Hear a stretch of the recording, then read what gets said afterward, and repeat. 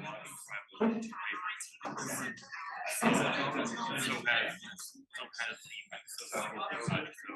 everyone, I think we're going to go ahead and get started if you want to find a seat. Thank you so much for being here. I'm Danielle Lapsorda. I'm the Community Outreach Archivist for the Callis Butler Center for Arkansas Studies. If you're used to seeing Heather up here, I will be your new MC. Hopefully I will do an okay job. I just wanted to give a couple of announcements about some upcoming Roberts Library programming. So this upcoming Friday, weather pending, we will be having Second Friday Art Night at the Rocket Lab, which is 2 buildings over. It's the kind of triangle-shaped building that you may know as the Cox Building. It is now the Rocket Lab.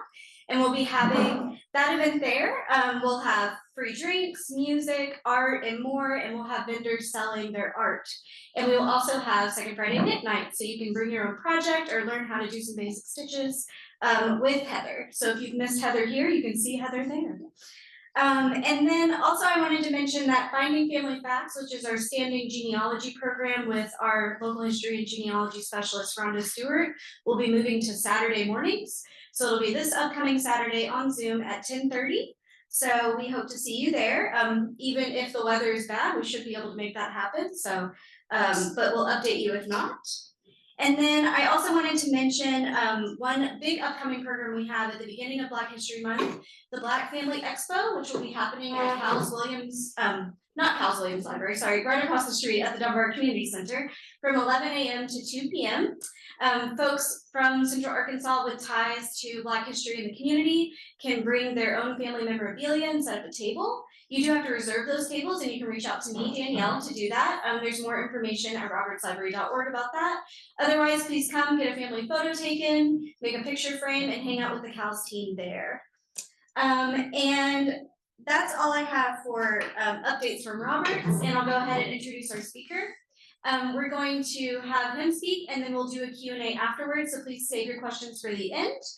And I'll go ahead and do that. We're joined today by Dr. Kenneth C. for his talk, Mob Rule in the Ozarks. He is Distinguished Professor Emeritus of History at the University of Central Arkansas in Conway.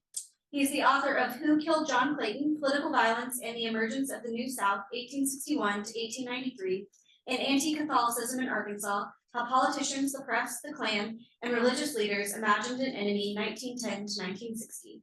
For his book, The Ku Klux Klan in 1920s Arkansas, Barnes garnered his 3rd J.G. Ragsdale Book Award in Arkansas history. Today's talk will be about mob rule in the Ozarks. On January 15, 1923, an angry crowd assembled in Harrison, Arkansas, near the headquarters of the Missouri and Northern Arkansas Railroad, intent on quashing the strike of railroad employees that had dragged on for nearly 2 years. Support by local officials, the mob terrorized strikers and sympathizers in Harrison and other towns along the M&NA line in the Ozark Mountains. This violence effectively ended one of the longest rail strikes in American history, the only one, in fact, ended by a mob uprising. In his new book, Mob Rule in the Ozarks, historian Dr. Barnes documents how the strike reflected some of the major economic concerns that preoccupied the U.S. in the wake of World War I and created a long-lasting rupture within Ozark communities. Let's welcome Dr. Barnes.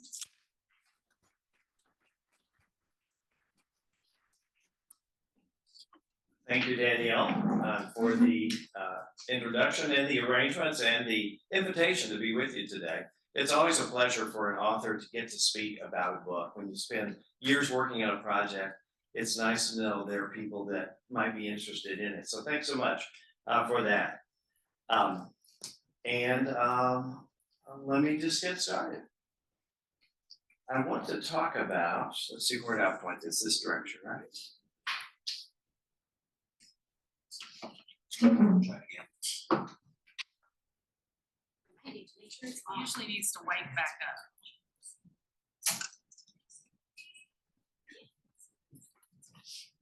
It's moving up and down. It's moving up and down. It's moving there. It's doing some things up there. Yeah. This slide.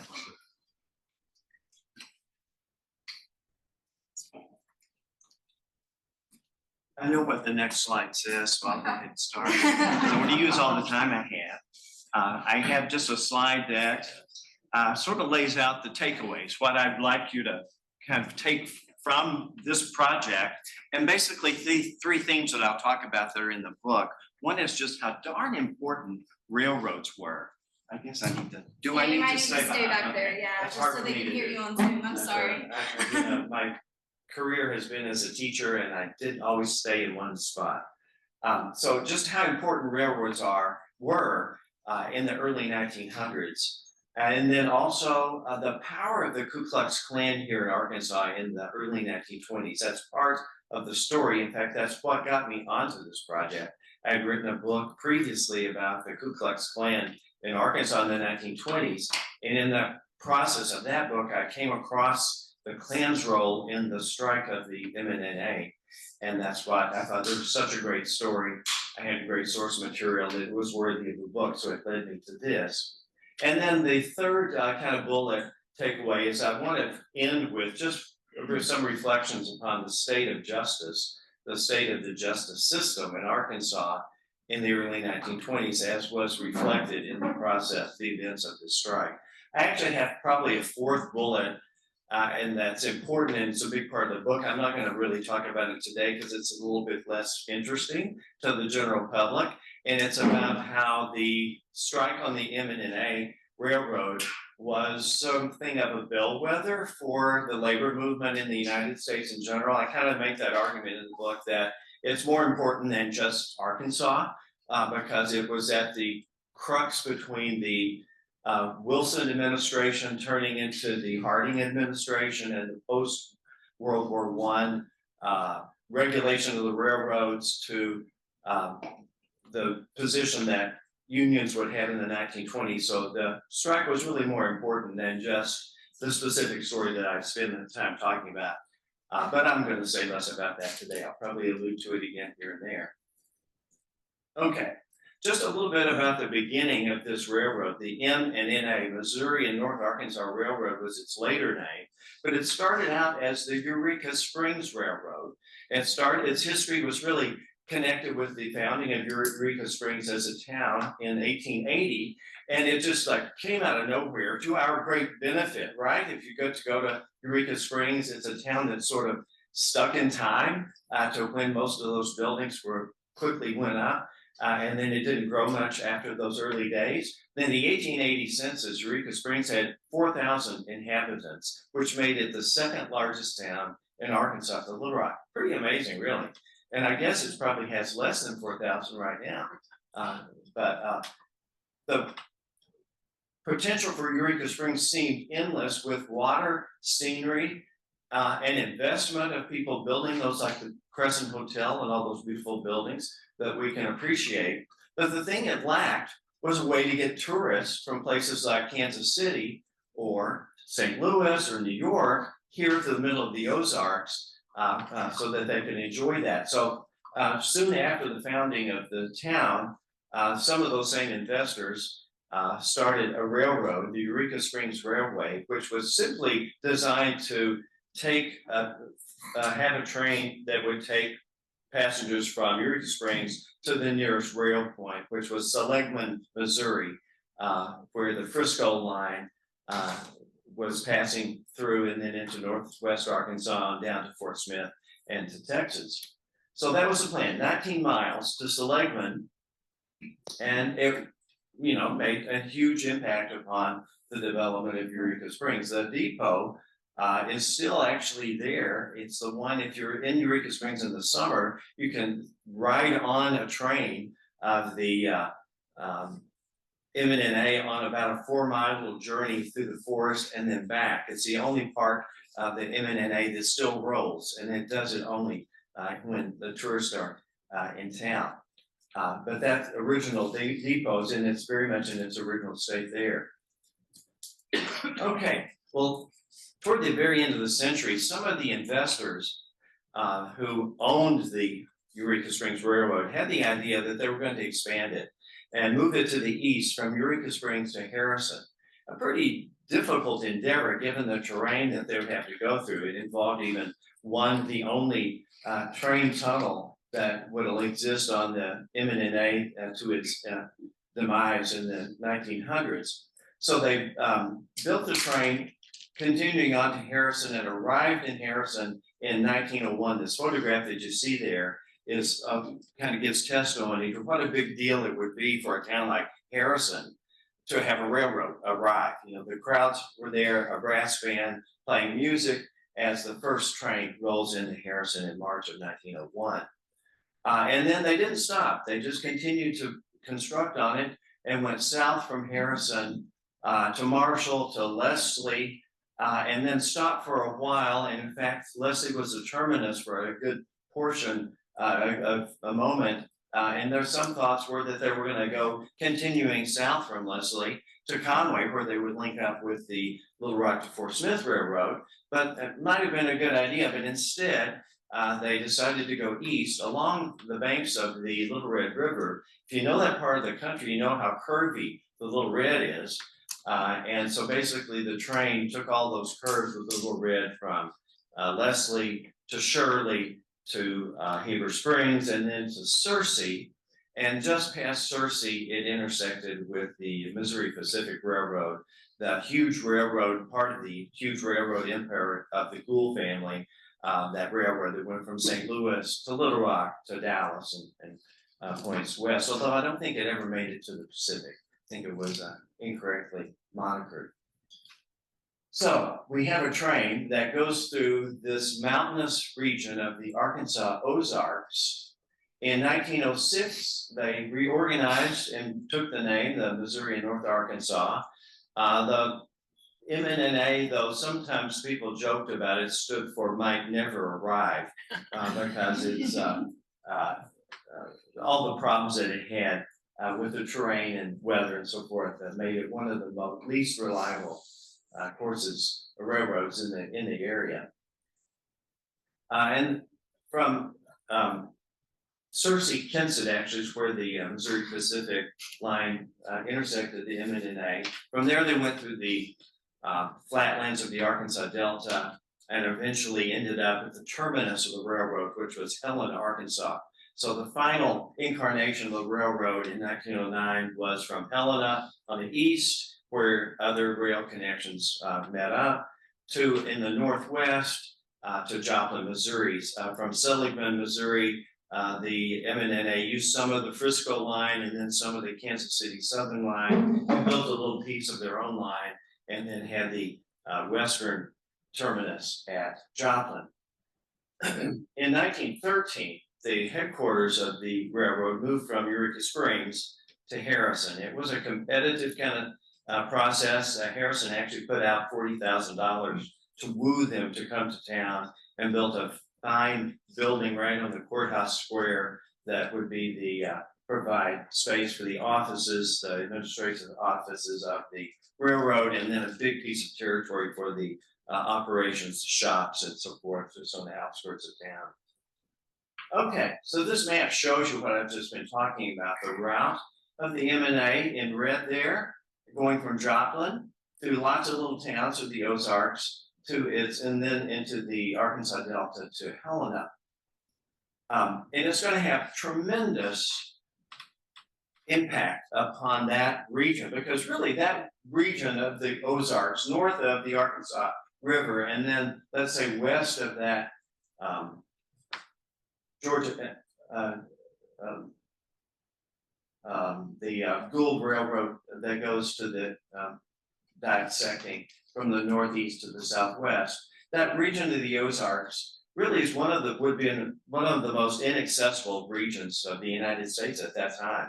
The roads would be really, that's not the right word for them. Trails would be a better one for what it was like to get from point A to point B anywhere in the Arkansas Ozarks at that time. So it's going to have a tremendous impact when all of a sudden now reliable, well, not semi-reliable transportation can take people and goods from one place to another, and then to other, big market areas like the big cities, St. Louis, Kansas City, Dallas, Little Rock, and so forth. And in the Ozarks, there's going to be a boom of commercial activity in the late O's and teens as a result of this railroad coming through. Things like timber, vast spreads of virgin timber was in that area, and you can't really easily get timber out on a wagon. So having a railroad that can take that timber out is going to transform really the economies of those areas. Particularly some boom towns like Leslie will just take off and be all kinds of companies, timber companies, establishing themselves there. One of them, the Williams cooperage, claimed to be the biggest barrel stave manufacturer on earth in the 19-teens. We have an expert on the subject in the room here. It's quite a bit of work on the Williams cooperage, producing barrel staves to age some of the finest Kentucky whiskeys, because there's white oak mostly, and then after Prohibition in the United States, much of that's going to get shipped to France to age some really fine red wines. So timber will be a really important product, but then also some that might be less obvious, like fruit production. A lot of big orchards, like thousands of peach and pear and apple trees going in areas that would be accessible to the railroad. And it's strawberries in Searcy County was for a while famous for its strawberries. Even in my childhood, I grew up in north central Arkansas. I can remember in the 1960s, people talking about going to Marshall or Searcy County to pick strawberries, because famously you could pick the strawberries without having to bend over. Right? Think about it, because they're growing on the hillsides. I think that was a bit of a stretch, an exaggeration, but I remember hearing it. And quite a bit of strawberry production in Searcy County. And of course, imagine shipping out strawberries, something as fragile as strawberries, on those mountain roads of Searcy County would be just not possible without refrigerated rail cars that the M&NA will provide. There was still quite a bit of cotton produced in the Ozarks. A little surprise there. I mean, if you really looked at the production, that would still be happening in the 1920s, but more than one would think. And then the two other products, some strategic metals, lead and zinc production. That's going to be found there just a little bit to the north and east of the M&NA in Carroll and Boone counties. So all of that's going to be really quite important in the 19-teens as now the railroads available. The problem, however, was the M&NA just didn't make money. It's designed to be a profit-making endeavor. Investors, mostly from the St. Louis area, a few locals, were the ones who put the money up, but they never really made their money back. Between 1901 and 1920, in fact, the year before the strike began, in that 18 years, it was 18 of those years it was in the red, only 2 in the black. Most of the red years were significantly in the red. The 2 in the black were just barely in the black. One of them was during World War I, when those strategic metals skyrocketed. That was when Rush, Arkansas was a boom town, people sleeping in tents up there. There was so much production in lead, but that's going to, like a bubble burst as soon as World War I is over. In 1912, the M&NA went into receivership because it couldn't pay its bills. Receivership was very common in railroads. Almost all of the railroads in the United States at one point or another in this period of time were in receivership, but it put the railroad financially under the control of a man here in Little Rock, a federal judge of the Eastern District of Arkansas, Jacob Trieber, was the officer that the administrators for the railroad had to report to and get permission from anytime they made any major decision. And so he's going to stay involved in the affairs of the M&NA until it goes out of receivership about 10 years during the strike. And I'll talk about that in a moment. So financial problems, and one little added piece to that, I'll refer back to this transition moment for the railroad. During World War I, the federal government took over the railroads in the United States. It regulated them, basically controlled them, and subsidized those like the M&NA that were not profitable. Some of the kinds of controls that they had were wage controls, just to keep those railroads running so that strategic war materials could get off where they need to go. They would do things like set a standard of wages that would be the same for Harrison, Arkansas, as it was for Philadelphia and New York. Does that make sense to you? Think about it. Certainly those railroad workers here in the Ozarks would have enjoyed those higher wages that came from that. But that could not be sustained. When World War I was over, there was a grace period, and then finally the federal government handed back control over the railroads to the owners, investors, and there was a 6-month time frame where they could adjust before they had to completely be self-sustaining. But as soon as that date arrived, the M&NA announced they were going to have to cut wages 20% of all employees. And it was to be in effect on February 1st of 1921. It's just a few months after the federal government turned things back to their control.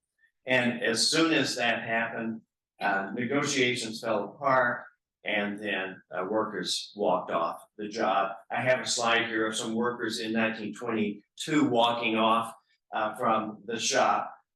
This isn't Missouri and North Arkansas workers, but it's of the period. Okay, so we have a strike beginning over wages, but very quickly it devolved into a conflicted situation.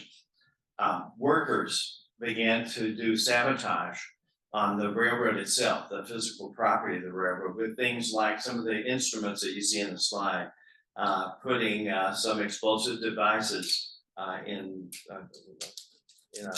a coal bin so that it would blow up, putting an iron rod on the tracks so that the train might derail, using emery dust, sprinkling it into the axles of moving parts of the machinery so that they would wear down, putting acid in the water tanks so that they would cause corrosion in the engines, and various different things, mostly violence against property, but that's going to lead in response to some violence against persons. This kind of difficulty for the railroads, since they were constantly having to repair equipment. In fact, some bridges were burned by strikers, and that they had to quickly as possible repair those bridges, get the trains rolling again. Cost so much money that the railroad shut down in July of 1921. They had gotten temporary workers, strike breakers, mostly brought in from Kansas City and St. Louis areas, to do the jobs, and then some of the administrative staff people in the office ended up like taking tickets and driving the trains and so forth.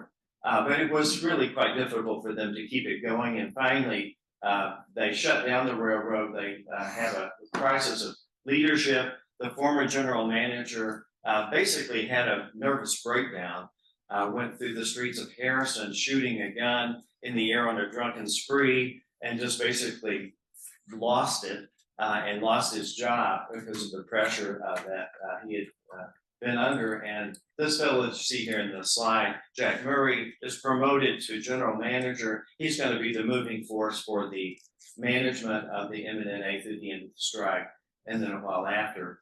And he announces that the railroad is going to shut down at the end of July 1921.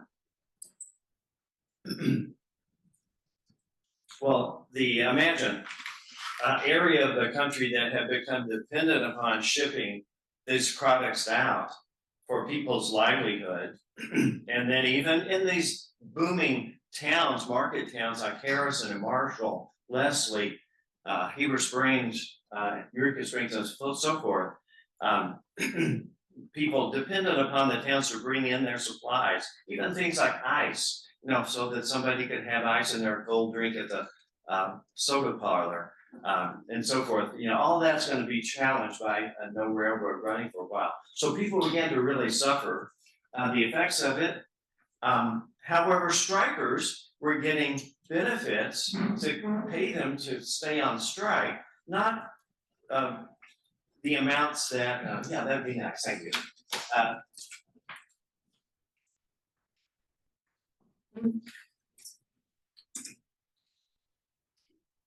The strikers didn't have the same wages that they had when they were working, but it was enough that they weren't starving. All they had to do was show up every day, hold a sign, register in the office, and keep and stay on strike. Some of the strikers actually did float away and found employment in other places. Some of them went back and were mostly local people, went back to the farm and did agricultural labor or whatnot when they could.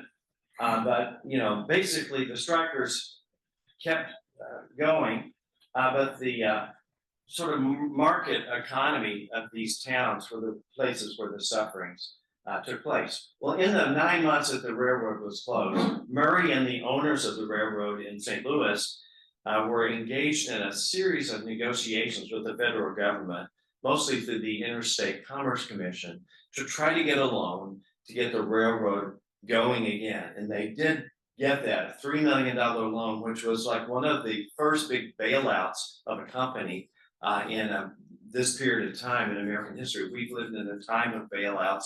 If any of you can remember back to the early 2000s when the mini depression recession hit, when it was thought that some companies are too big to fail and the bailout takes place. But this was one of the early ones in American economic history. And they get this loan to keep rolling again, and they start running in May of 1922. They have to bring back, again, strike breakers, employees, new people to do the work. There were maybe 700 to 800 employees of the M&NA, so it's a fairly substantial size organization. And so they have to recruit and train people to do that work. And so they're rolling again. But as soon as those trains started going, the depredations or the sabotage began again. There in the summer and fall of 1922. So we're a year into the strike at this point. Oops, I lose it again. No, here we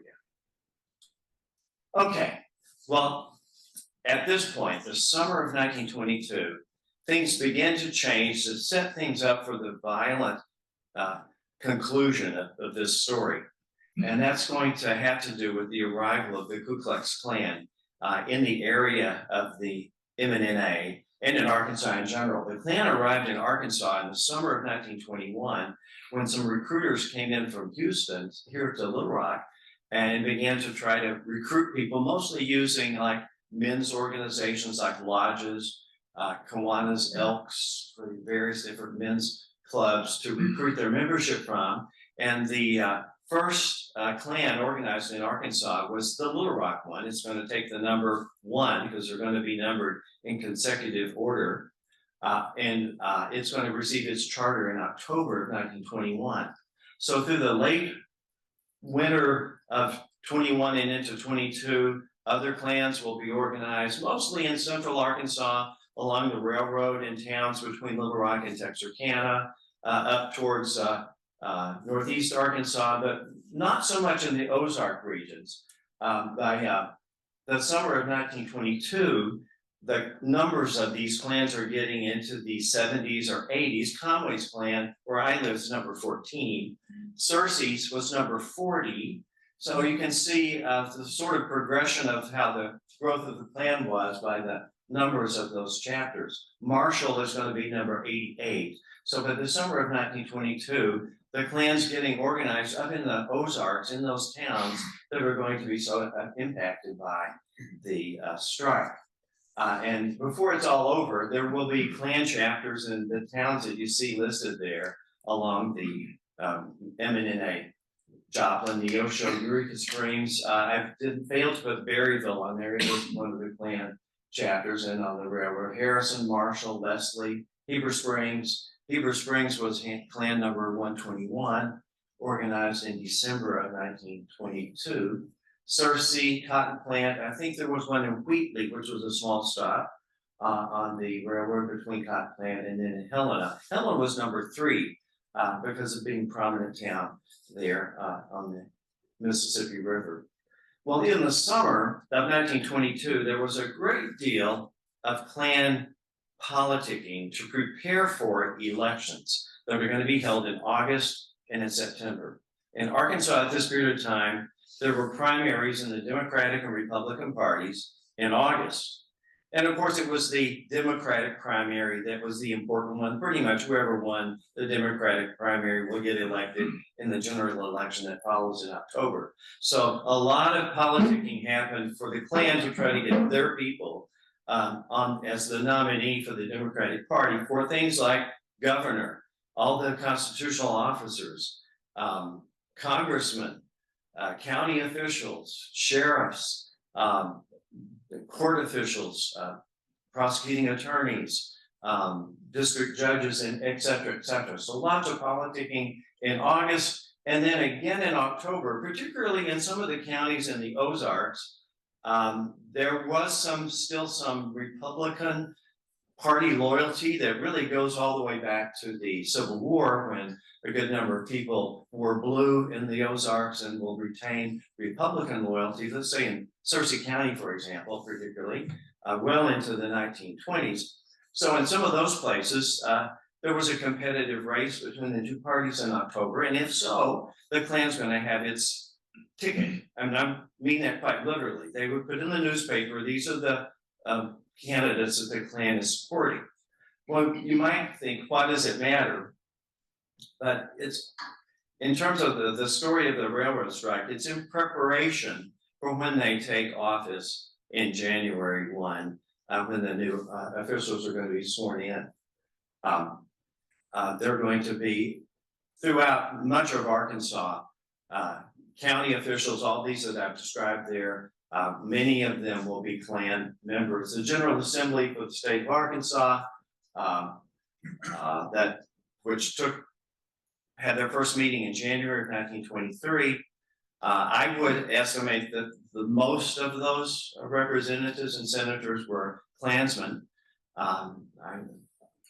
We don't know for sure because it was a secret society, right? And they're not supposed to tell, although often they would, when they would have their name appearing on a Klan endorsed ticket, it would be an indication that they're publicly pronouncing their membership in the Klan just to get those votes. So we've got sort of top to bottom, lots of Klansfolk taking office in January 1, and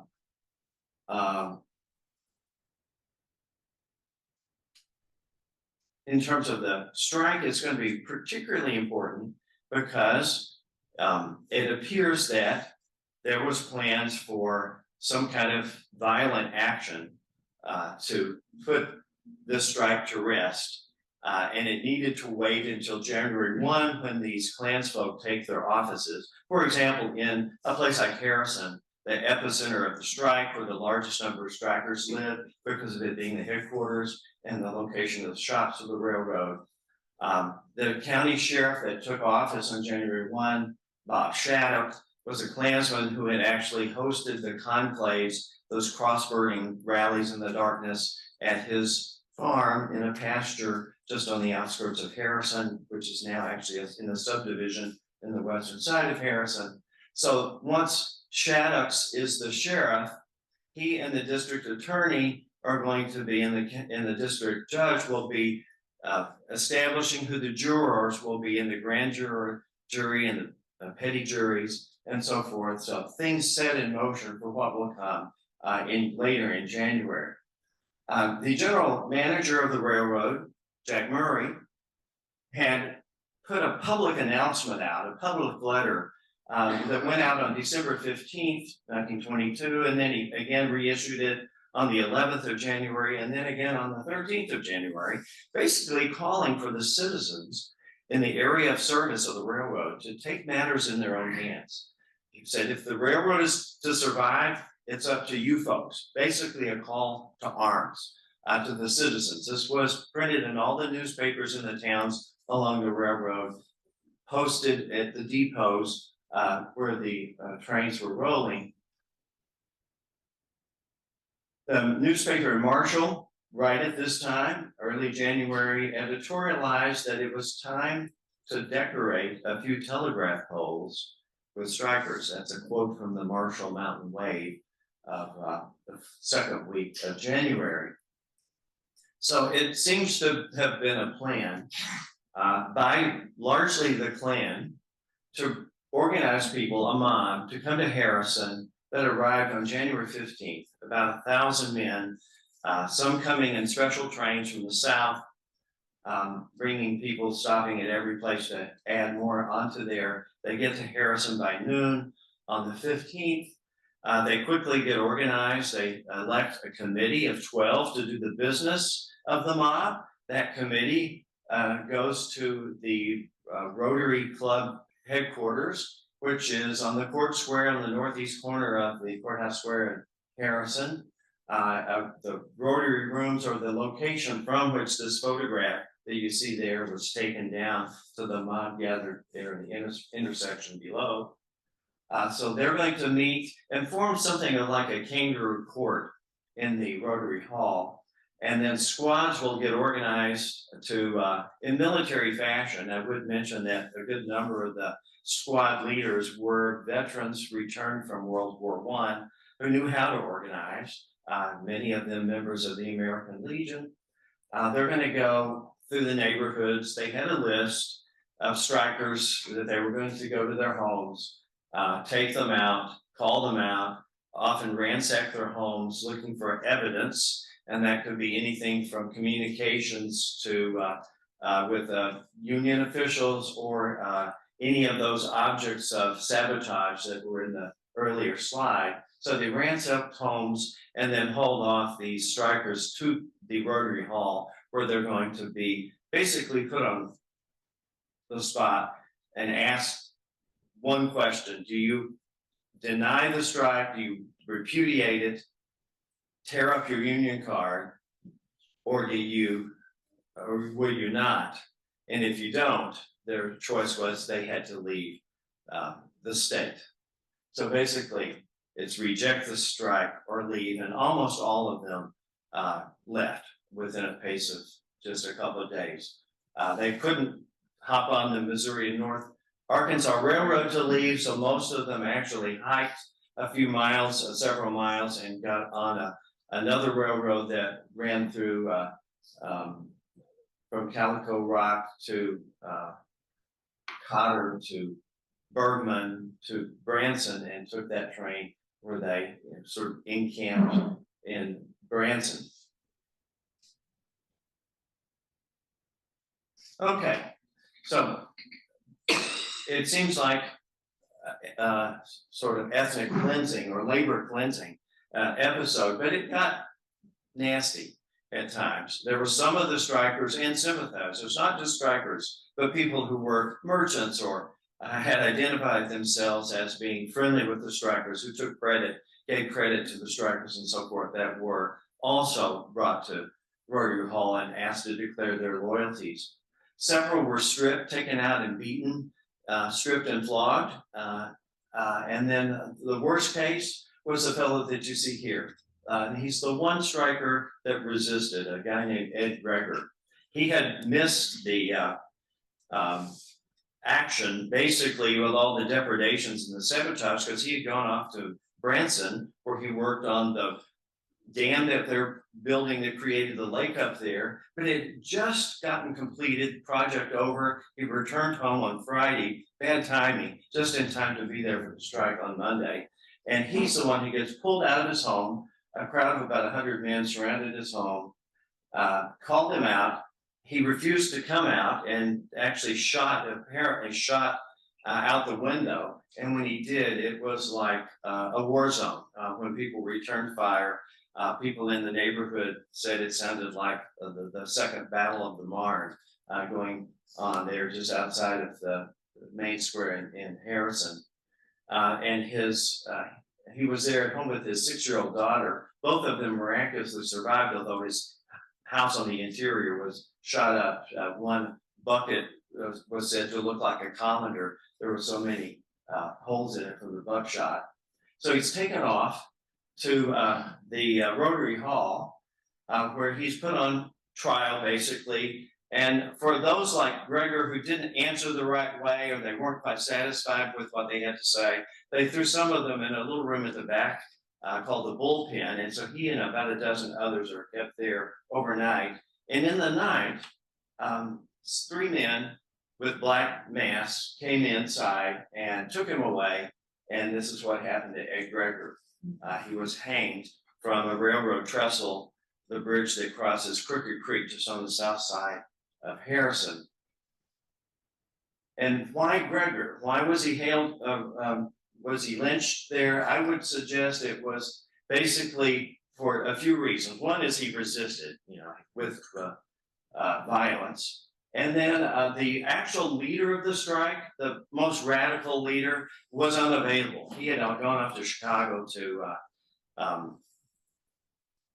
attend a meeting, a labor meeting or union meeting in Chicago, and was on his way back to Harrison when he got the call, a message, telegram actually, that he shouldn't return.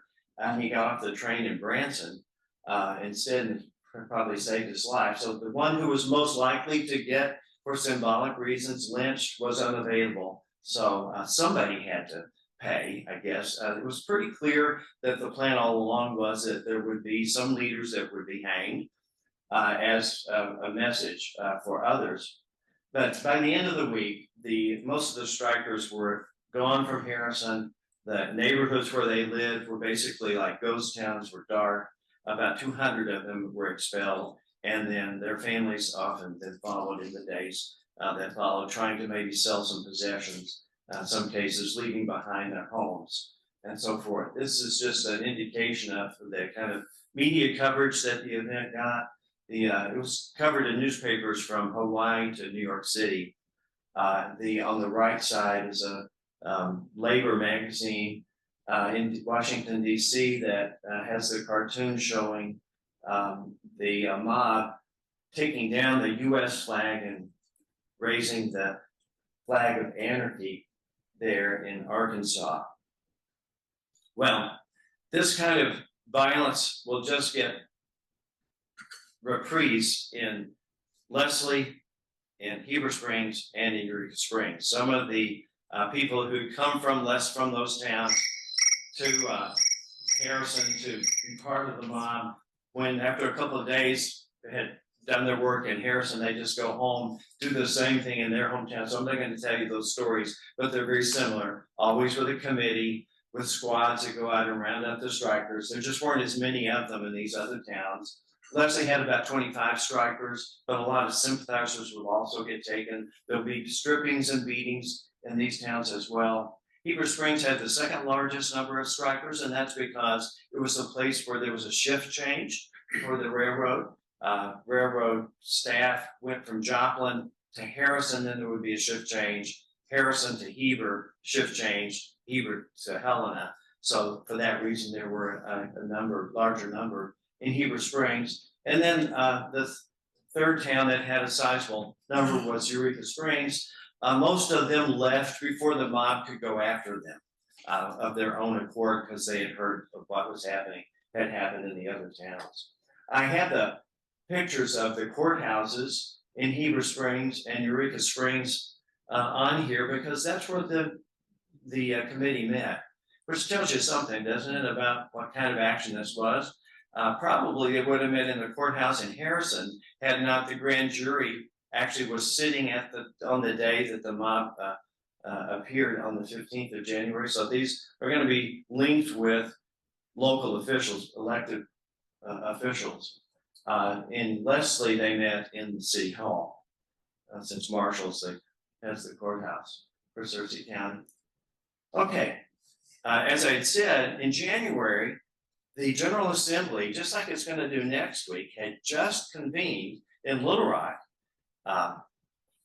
And as all this was happening, they were sitting there. There was a call for an investigation. And in fact, the governor of Arkansas, Thomas McCrae, asked the legislature to investigate, and they created a joint committee of some members. You see them there in the photographs from the House, some from the Senate, that were going to investigate this event. Not just the illegal violence that took place to suppress the strike, but really what much of the investigation was about how the strike happened and the violence perpetrated by strikers.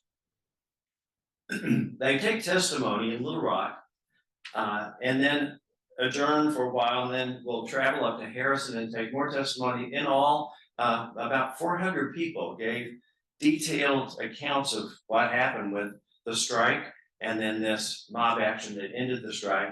In Little Rock, if you can imagine the scene in the Capitol building, and some of the meetings took place in the Marion Hotel, ballroom of the Marion Hotel, where some of the strikers from Heber Springs, when they were run out of town, they came to Little Rock. They appeared before the committee and pulled their shirts up and their pants down to show literally the wounds that were healing from the beatings that they had been inflicted upon them. You can imagine that happening in the Little Rock side. Got a lot of the testimony from the victims of violence. The perpetrators, though, didn't want to come to Little Rock to give their story. They wanted the committee to come to Harrison for them to tell their story in the safety of their own home environment. In fact, many of the perpetrators from Heber Springs traveled to Harrison to give their testimony to the committee when Little Rock would have been much closer. And after this taking a testimony, which created this document of 1,400 pages of manuscript testimony, courtroom type testimony, which became my biggest source for this book. One of the committee, the guy you see on the upper right, wrote the report. His name was Neil Bollinger. He was a person who had most called for an investigation. He had been elected in Little Rock as a Klansman representative in the House of Representatives. He wrote the report. Basically, it just narrates what happened, doesn't hold anybody accountable. It handed over to the governor. He took it, said, okay, that's it, and the matter ended.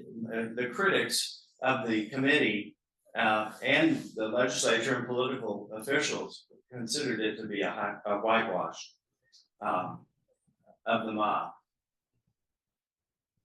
So, where does it leave us? I want to just kind of reflect a bit about what it tells us about where things were with the justice system in Arkansas in the early 1920s, where you find illegal activities, searches, detentions, beatings by a mob that was even led by, or with the acquiescence of, elected officials, sheriffs, like when Ed Greger was being detained in the Rotary Hall. He was being guarded by the sheriff of Boone County.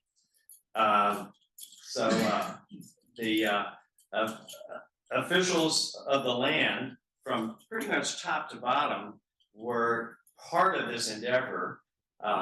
Some of the committees in Leslie and in Heber Springs in particular had the county judge, the mayors, et cetera, on those committees.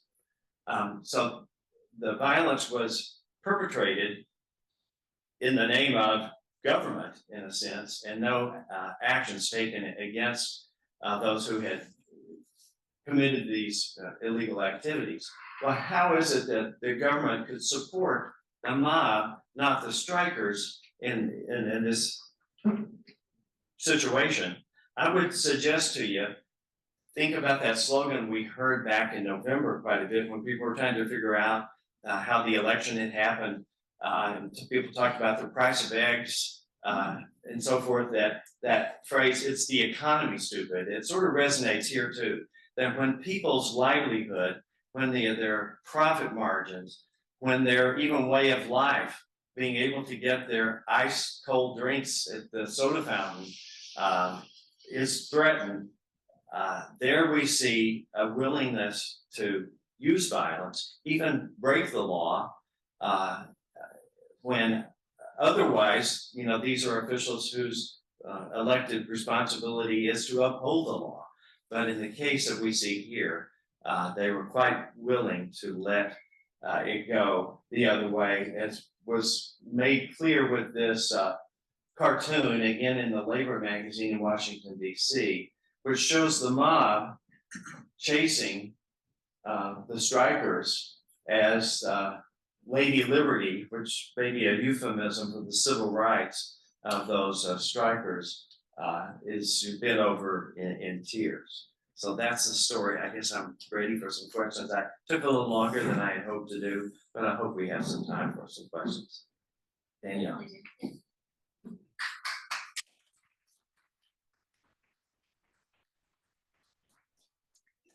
On Zoom, hear the questions.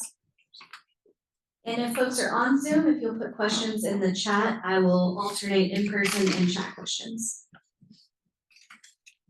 You mentioned the involvement of the Klan, and it was a question I really wanted to know, were they encouraged to participate, or did they come forward of their own genesis?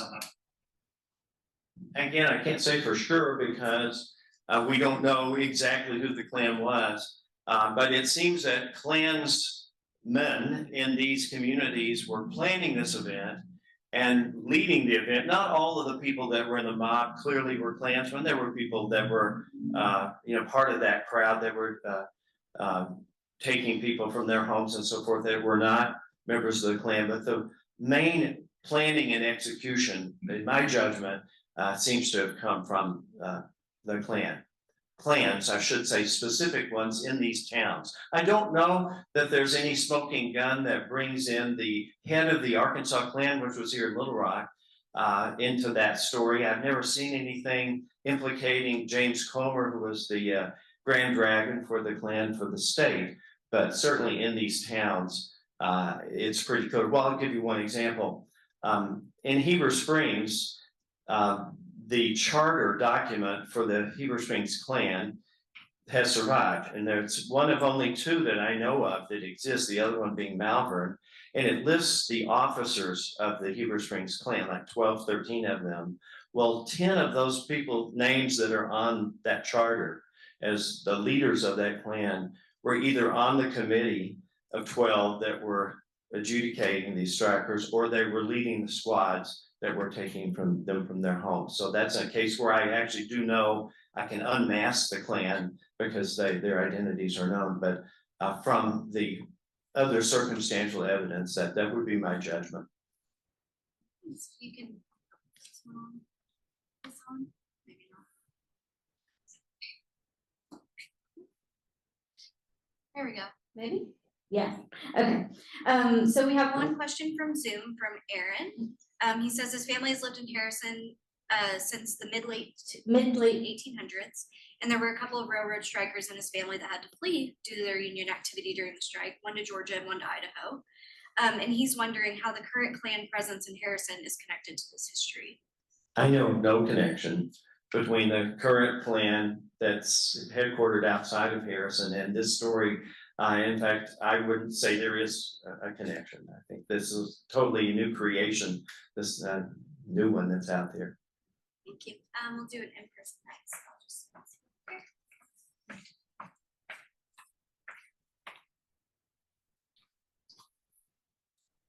So Ken, one of the things I like about your book is that it's really the first manuscript that delves into the strike. I say that knowing that there are several contemporary accounts that survived, one of them being an economic analysis and two being done by local pastors. Right. Which one of the pastors, which preacher do you think is more accurate? Because they're advocating for both sides. Right.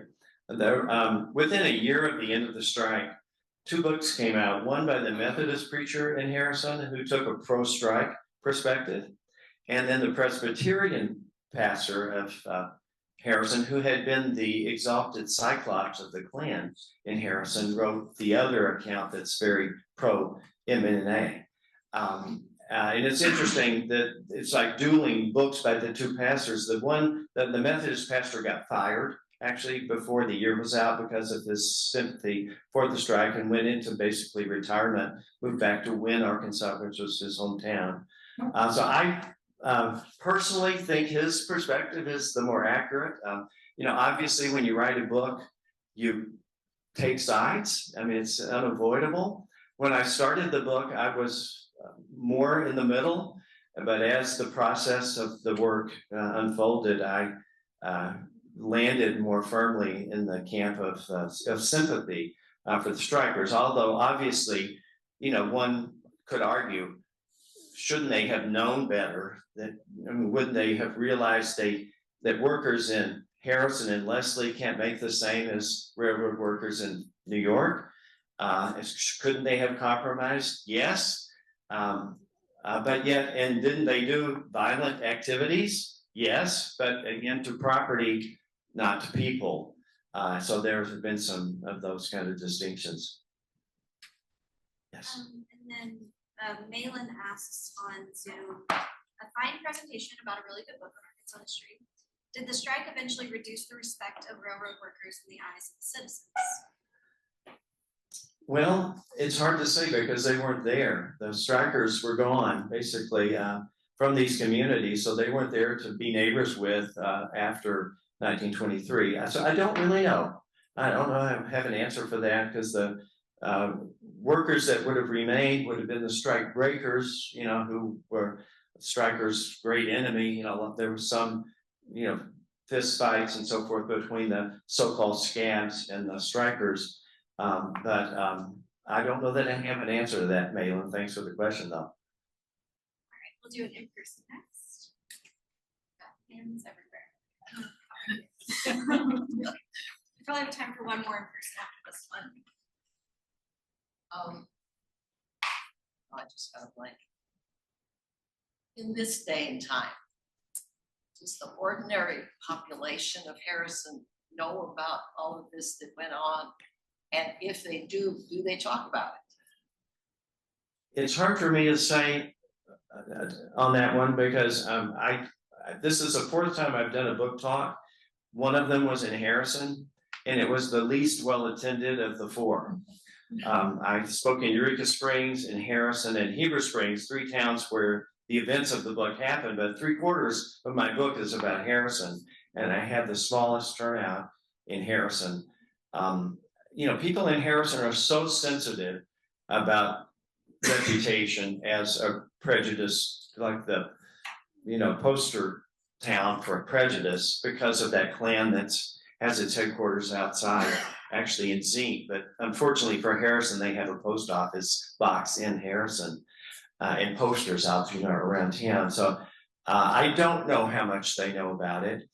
The people that whose names are in my index, family names that live in Harrison are going to be the descendants of the perpetrators, basically, because the victims, they're gone for the most part. So they're sensitive, I would imagine, but exactly how much they know about the story, I don't really know. There's plenty of material in Harrison. The museum in Harrison has a whole room dedicated to the M&NA, and they sell some of these books. They'll be selling my book up there. So I think basically if people wanted to know, they could know that story.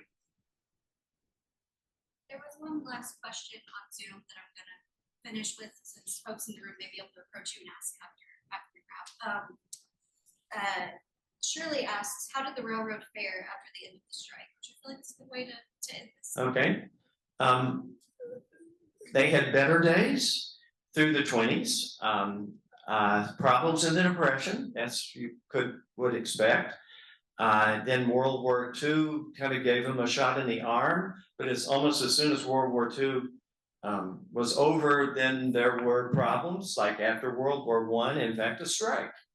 And that strike is basically going to end the railroad. It goes out of business in 1946 as the M&NA. A few pieces of the railroad were still rolling stock going on there up into the 1960s, but basically the railroad died.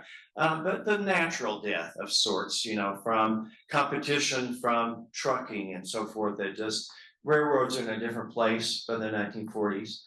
But the 1920s and 30s, it's remained very, very important to those communities.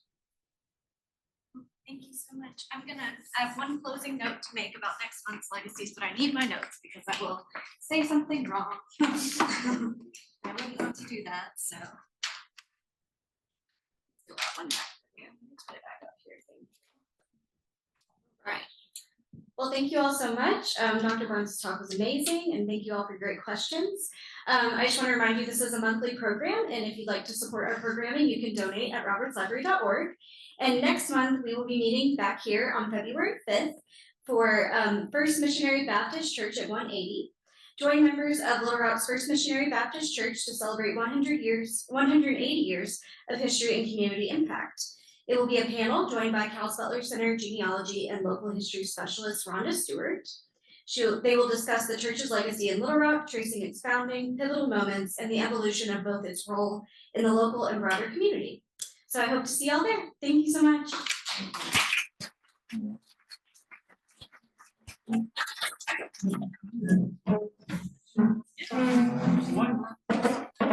My dad ended up fighting the